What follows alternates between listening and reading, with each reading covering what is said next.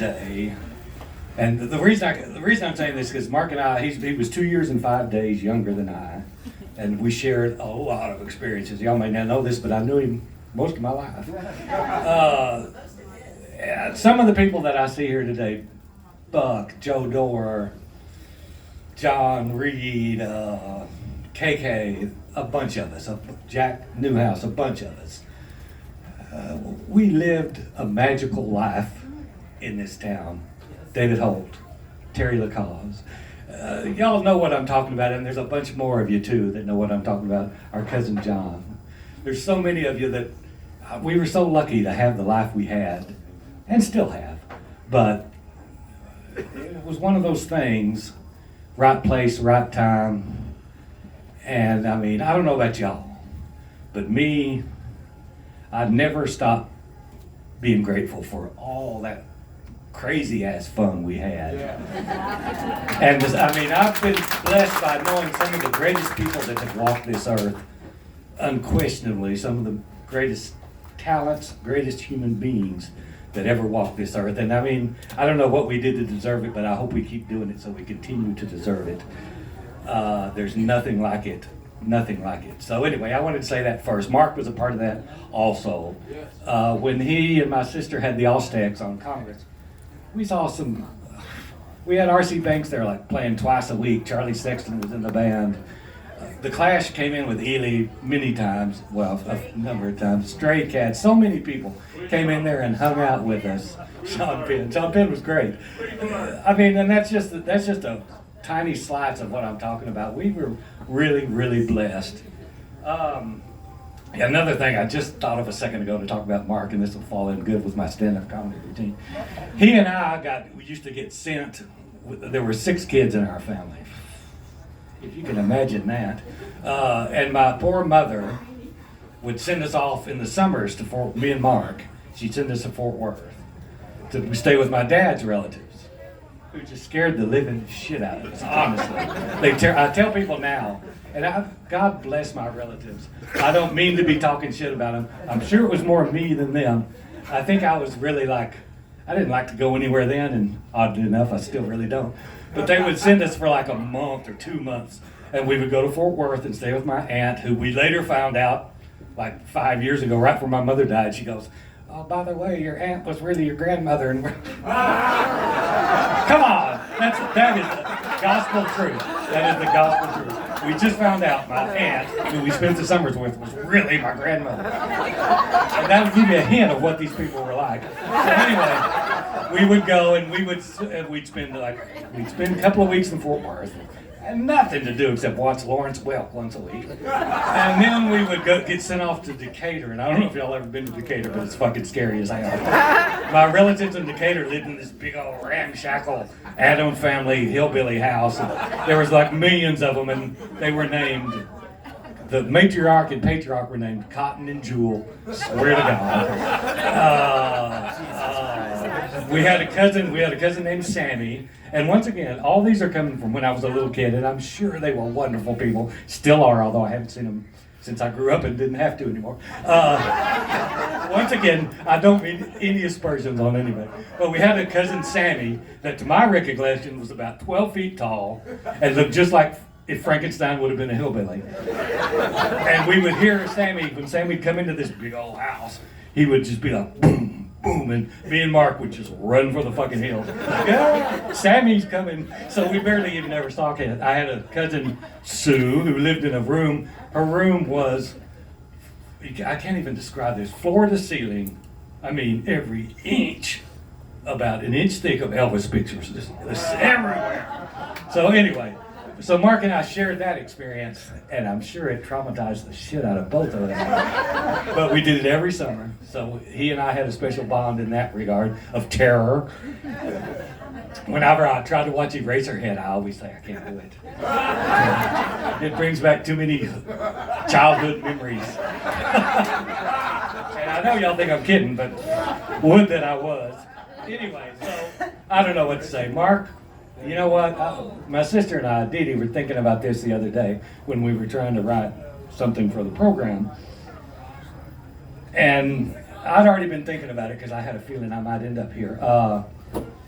I feel like, and me and God have got a great relationship. We always had. Jesus has been right there for me through drugs and God knows what, but he's always forgiven me.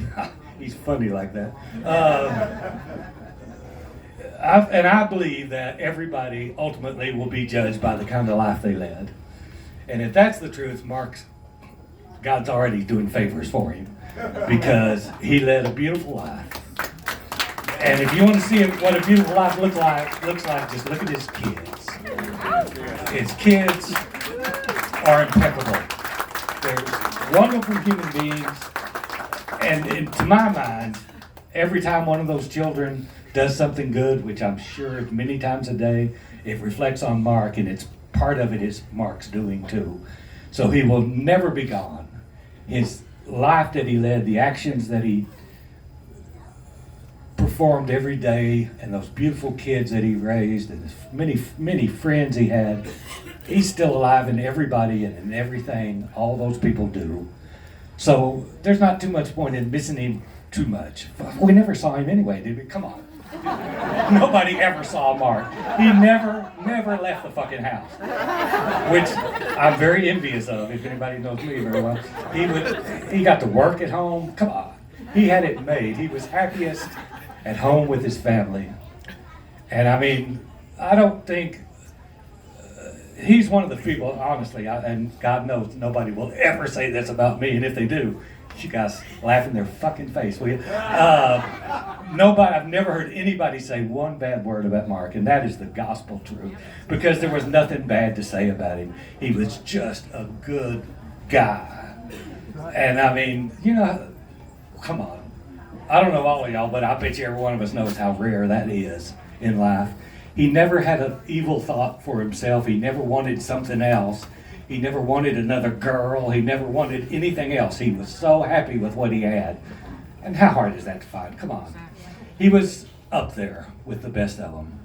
And a life like that, we will all profit from as long as we live. And really, it never stops. It's ripples in the water kind of thing, So in that regard, we should all just be thankful we knew him. And we should be thankful we have each other too, because we're a bunch of lucky sons of bitches.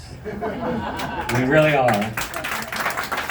We really are. And I mean, just remember, I would say this especially to Mark's kids, he didn't go anywhere. He didn't go anywhere. Every word he said to you, everything he did for you, it's in you, and it's reflected in the things that you do. And you know what? Thinking like that will help you be more like what he would have wanted you to be like, as though you're not already. You're all beautiful kids anyway. She was obviously had a lot to do with this too, but she didn't die, so I don't have to regale Shuju. But anyway, so we should just be as happy as we can. Obviously, we're going to miss him. As far as y'all, I'm just going to pretend he's still at his house, because I never saw him anyway. I just always knew he was there. So I'm just going to keep pretending that, and the way things are not any different. But anyway, so let's be nice to each other. Let's, I was talking with the lovely Mr. and Mrs. Dorr over there about this. If you want to be happy in life, you got to come to terms with these things. You got to come to the point at which you can be happy about this, and then you'll be happy yourself. And I just decided that's just the way I'm going to be. I've been through this a bunch of times, and you just got to learn to like it.